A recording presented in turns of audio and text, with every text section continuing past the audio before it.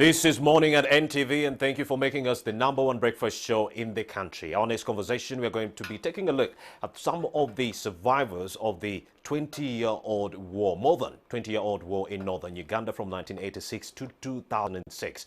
Many people it's said that 75,000 girls were abducted during that period, and 1,000 of those conceived while they were in captivity, I'm telling you. So that is the conversation we are going to be having right here on Morning at NTV. #1, we have one of the survivors, and we have Honorable Leandro Komakech. But let me just give you a preamble. Joseph Kony, a former altar boy, had a knack for inspiring devotion on the part of his followers, many of whom were convinced he had mystic powers and could summon and control spirits. He gained a measure of international notoriety, largely due to the viral video Kony, which was produced by the California-based non-profit organization Invisible Children. The video was rightfully criticized for oversimplifying the Ugandan conflict, and discussion of Kony's heinous crimes was soon drowned out by the complaints about Invisible Children's work. Overall, international attention to the LRA conflict has been intermittent at its best. Uganda, on the other side, has been at peace for more than a decade, but the conflict left deep scars, and efforts to support the country's recovery have been similarly very uneven. And today, we are asking, how are the victims of this war coping right about now? To share some of these views, I'm now joined by Leandro Komakech, the MP, Gulu Municipality, and also Stella Angela Nam, a war survivor right there. Thank you for coming. Very good morning, and thank you for coming to Morning at NTV. Thank you. Yes, morning, my brother. Good morning. Yeah, yes. Did you make the trip all the way? Yeah. Wow. Yeah. It's amazing to have you on the show. Yeah. So, Ladam Angel is one of the survivors of the war, so she'll be explaining to us what it means to be a child soldier. She'll just be taking us through a little bit of that. We'll have to step into her shoes for a moment to understand what does it mean to be a child soldier, so that you at home, you understand what it is we are dealing with in this regard. Leandro Komakech is already here. He's going to help us explain the wider perspective. How are all the other victims of that war getting to cope in the current and modern times? So let's get that conversation going. Mr. Komakech, let me start with you. Yes. So how are the survivors of the war in northern Uganda coping as we speak? How has been the integration? Well, I would not say even integration. Since the gun fell silent in 2006, of course, following the protracted peace talks that took place in Juba, I was lucky to be one of the participants. You realize that the agendas that were set in the Juba peace talks, right from agenda #1 on cessation of hostilities and going through the comprehensive solutions, and then 3, which was actually the critical takeoff point of that agreement, that accountability and reconciliation. Now, accountability and reconciliation marked the beginning. It kind of opened the window of making the government of Uganda and the people of Uganda begin to reflect on all conflicts that have taken place in this country called Uganda before and after independence. Now, that agenda emphasized many things. Of those many things that agenda identified was there should be a transitional justice policy that should be adopted by the government of Uganda, and sequentially there should be a law that should be enacted, whether you call it a transitional justice law or a national reconciliation law. That was just semantics. Now, at present, I think from when the gun fell silent in 2006, we realized that many processes took place, regardless of the signing of the final peace agreement, which was not done. Government created what they call the Transitional Justice Working Group.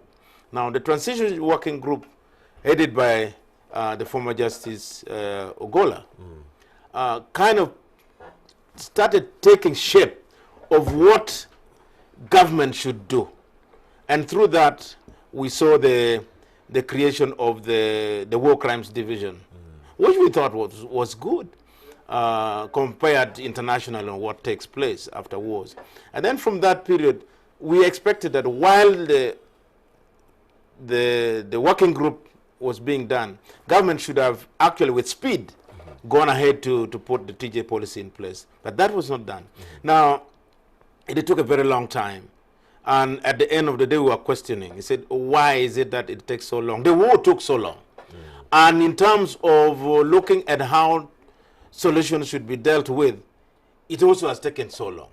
The victims, since then, have been suffering, and which is unfair, because there are those who had wounds, there are those who had what, so many psychological, you know. So in terms of context, we felt it was important for the 10th Parliament to look at this, to have a reflection, and see whether we could refresh the issues and then get government going with it. That refresh is what the issues and get government to see what you can come up with. And exactly. And right now, Parliament is actually doing something. February this year, you passed a motion to start an assessment exercise, right? To sift out some of those victims of the war and find a way of compensating them. So using the Greater North Parliamentary Forum, of course. So how has been that exercise? Well, as the chair of the Greater North Parliamentary Forum, I feel I need to thank all members of Parliament that comes from the Greater North for all the work we have done. The work we did was to agree that we have a problem, and a common problem that cuts across northern Uganda. Through that platform, I was requested to initiate a motion in Parliament that should look at how Parliament should urge government to support, in the meantime, former female abductees and children born in captivity during the Lord's Resistance Army. So that's what we did. We proceeded to the floor of Parliament and presented this motion. And this motion was moved by myself and then seconded by Bernard Atiko and Honorable Alum Sandra Ogwang Santa. And in a very, very holistic manner, it was a bipartisan debate. Nobody was against it. It was passed without any hiccup. And in this motion, there were 4 prayers. One was that we identify and profile all affected victims of the war. And this now was not only to cut only northern Uganda. We are now looking at the entire country. If you go to the west, you find that there are challenges in the Rwenzori axis. Luero, there are situations that have not been dealt with to date.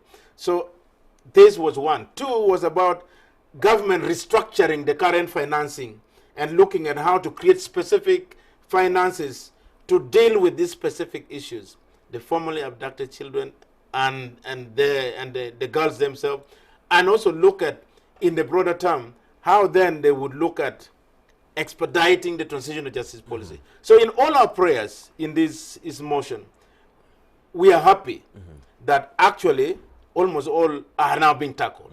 The profiling has been rolled out. The policy has been adopted.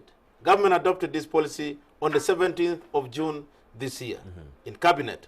We now expect, as we were informed, that actually Cabinet has also directed the process of the transitional justice bill, and we are privy to learn that we have the 0 draft in place, and from there we shall be moving on. But our interest is, as the English say, in the meantime, these abducted, formerly abducted kids who have now become mothers, who even got children in captivity through very painful situations, rape and all this, should be helped as we wait for the rolling out of a bigger implementation agenda of government of this policy. And that is as we wait for the bigger implementation of the policy, let's now engage one of the former survivors, Stella, right here. Stella, thank you for joining us on Morning at NTV. It's beautiful. It's beautiful to have you. And I know you had to travel a long journey to make it here. It wasn't easy. But then help us understand life in captivity. What is it like to be a child soldier? Thank you very much. Give us a bigger picture. Yeah, I'm called Lanam Stella Angel. Yeah, I'm working with the War Victim and Children Networking. Being a child soldier is not easy. Why am I saying this? Because a child, he don't know anything concerning the war. Like from example, me Stella, when the rebel come and adapt me, I was only 10 years. Wow. I don't know who is the rebel. But I start to know that I have to move, I have to carry luggage. They'll beat the children also from there. You have to do what they tell you to do. You cannot even reject because you don't have any authority. We move up to Sudan. We find many children are there suffering, no food, raped. Many girls they've been producing when they are 13 years, 14 years, you cannot rejecting.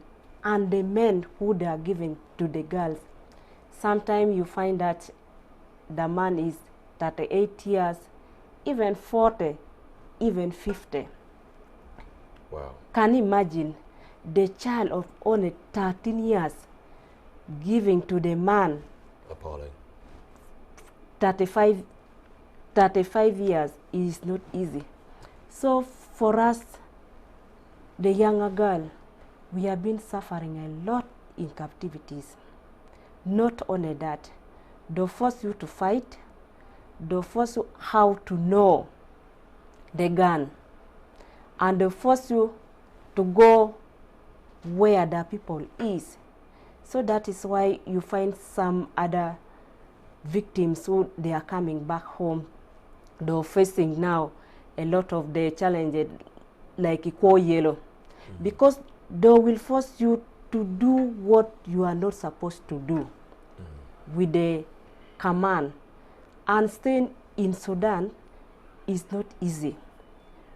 We staying together with the Arab, and sometimes if you escape from that side, they'll kill you.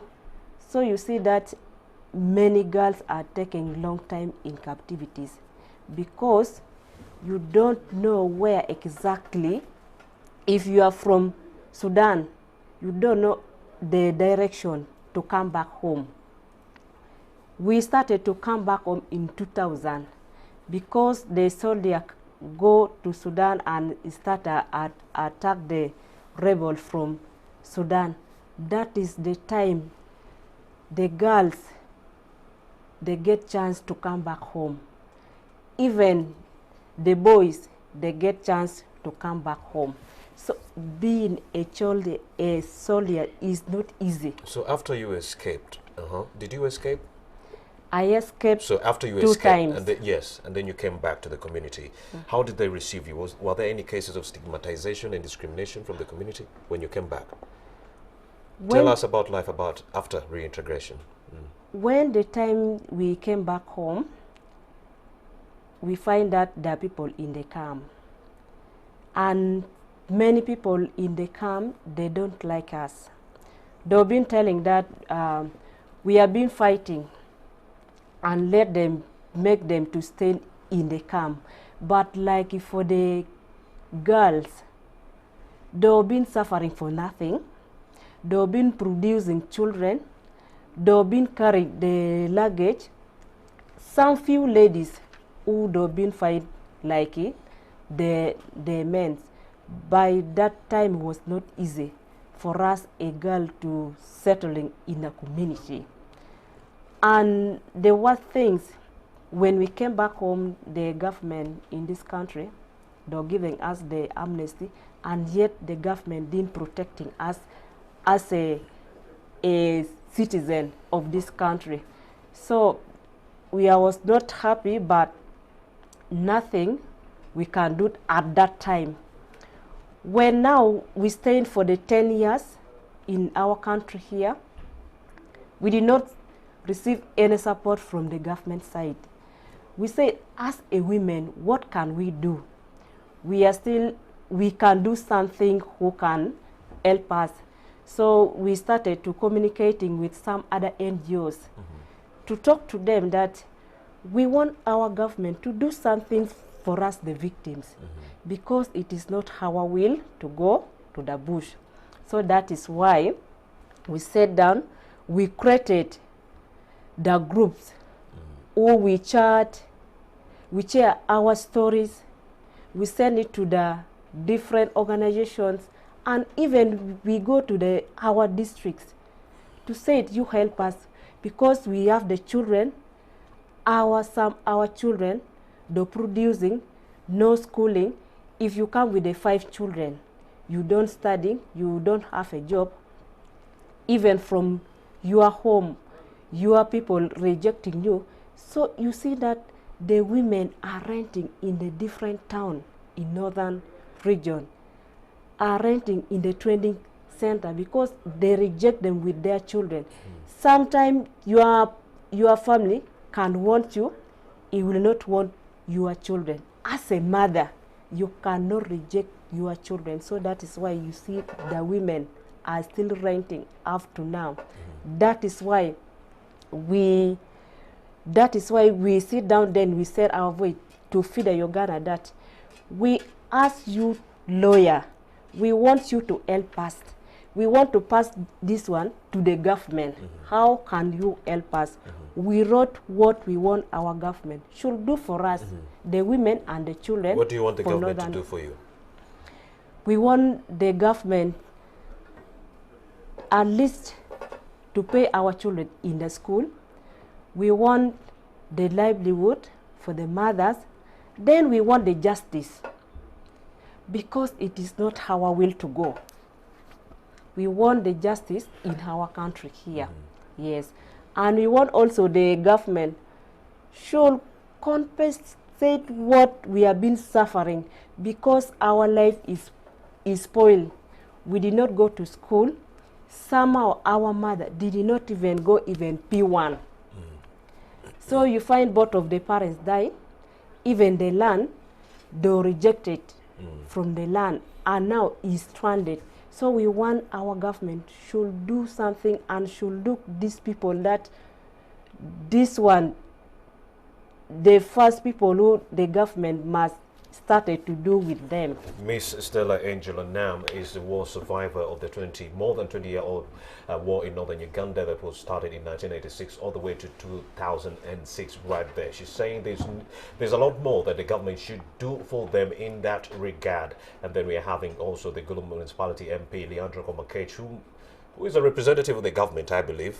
So, no, well, as parliament. Partly as parliament. As a legislature. So I'm going to throw this to you. So during the abduction of these child soldiers, most of them were 8 and 16-year-olds. We're talking about primary for an 8-year-old and secondary for the 16-year-old. So they missed out on education. Yeah. What are you doing for these children to ensure that they get reintegrated, get back to school, and get their lives in order? Yeah, thanks, brother. I think it's so painful when we deal with the situations of such nature.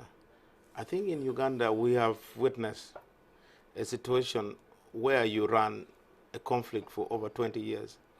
And when you delay to deal with the effects of that conflict, many of the victims of that conflict die away without seeing the light of the day in terms of support and everything. So that is why we are saying, how do we expedite all these processes that responds to many of these challenges? If you look at the policy is very clear on one, issues regarding traditional justice mechanism, where we expect the implementation to target the stakeholders who are cultural leaders. How do we facilitate and catalyze cultural leaders to effect traditional justice mechanism, which is a very important aspect of our life. In many societies, I think all of us before the coming of the common law, which was introduced through India to here, I think through the Order of Council 1921 or 26, I don't remember, we see that we Africans, we people of Uganda in our various settings, we had our justice system. And this justice system, in many times today, are looked at as archaic, old, and does not merit any level of civilization. That is why we emphasize that in the policy that is passed, traditional justice mechanism should be one of the key pillars in terms of implementation of these processes. And then two, we have also seen in the policy that truth-telling is one of the core tenets of this aspect of responding to this. There are those who committed atrocities. Victims are suffering.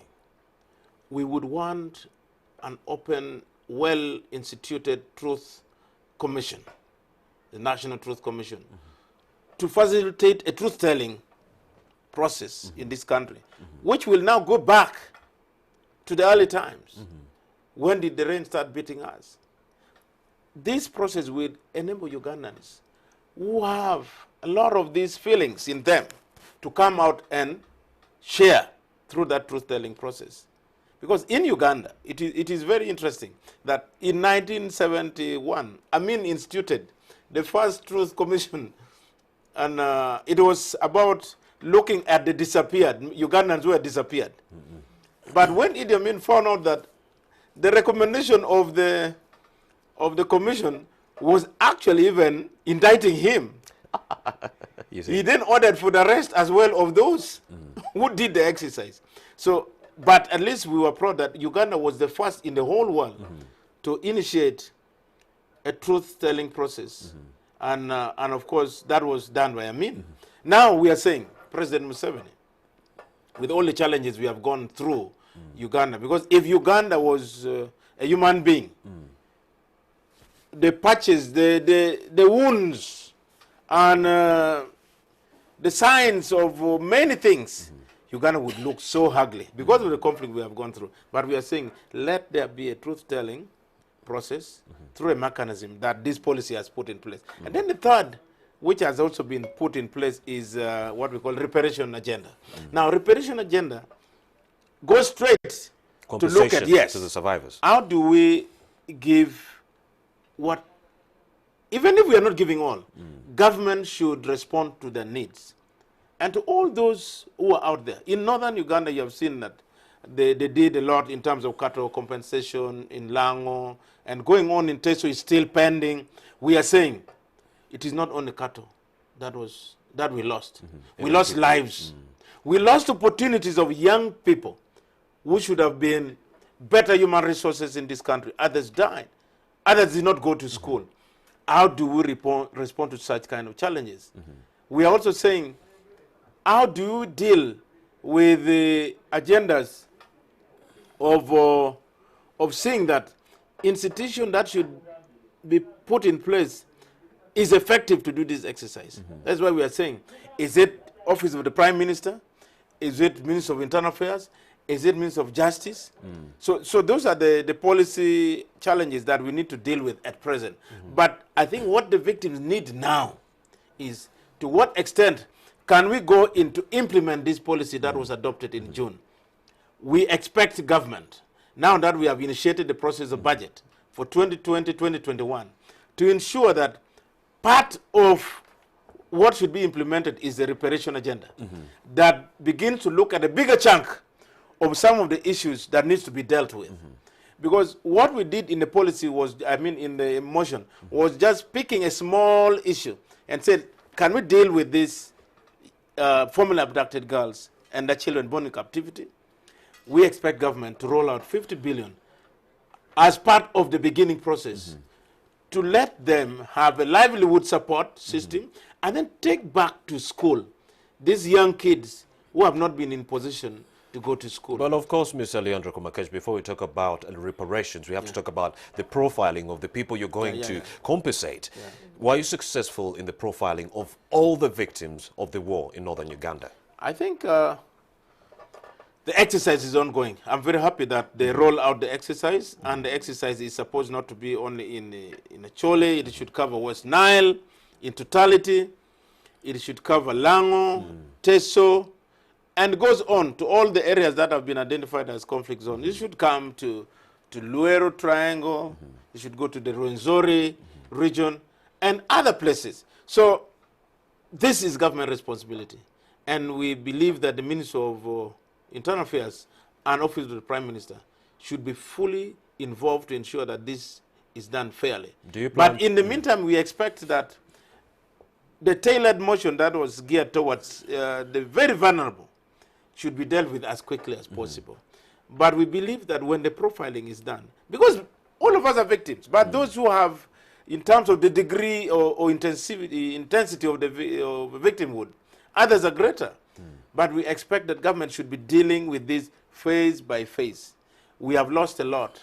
The opportunities many lost, the properties that were lost, there should be a way to compensate. And we are happy that this reparation agenda is one of the key pillars of this policy. And I do like that reparation agenda, but then we cannot talk about reparations without the profiling in its entirety. Not only profiling. And how effective we can implement the profiling. Number one, most of the survivors of the war came back and they did not settle in the areas they were living in because of the land disputes. Some of them were shunned by their own families that did not want them at all. There is also an issue of the creation of new sub-counties in that regard. How has that incapacitated your exercise? I think creation of sub-counties has not, because the good thing, the way they're dealing with this is that many of those who have been like in the bush, many of them know themselves.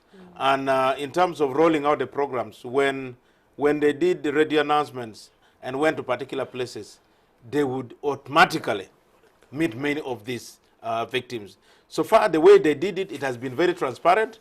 To those who are affected, they have showed up. And for us, that is the most important thing. There are many out there, but we believe the first step should be taken. Is the focus on girls alone or even the boys? No, the boys are being taken care of, because at least there are many, like I was in Gulu University, to get one boy who was born in captivity. He's now doing a bachelor's degree program in Gulu University. Now that and is Stella is taking care of the boy. Stella has been taking care of him. Now, those are the things, because the boy said, he had the time now to reflect that if government cannot deal with some of their challenges, there are very many out there. The only thing they are left with is to also spoil opportunities for others. And that meant that we can have motivation for young people to begin thinking about insurgency. And which was coming out from this young boy's mouth. And I thought that was dangerous for the future of this country. Honorable Leandra Komakech, MP, Gulu Municipality, and Stella Angel Lanam, a war survivor right there. We've been having this conversation talking about the over 20-year-old war in northern Uganda that affected many people and what government is doing to help them. Well, the Greater North Parliamentary Forum is really doing something, and they expedited an exercise to profile all the survivors so that they can compensate them. That was the purpose of this conversation. You have the story of Stella, and that it's very similar to many others right there in northern Uganda, not only in northern Uganda, Luwero Triangle, and many other areas. Right about now, let's cross over to our prolific reporter, Stephen Mbide. He has an update for us this beautiful Thursday morning. A very good morning, Mbide.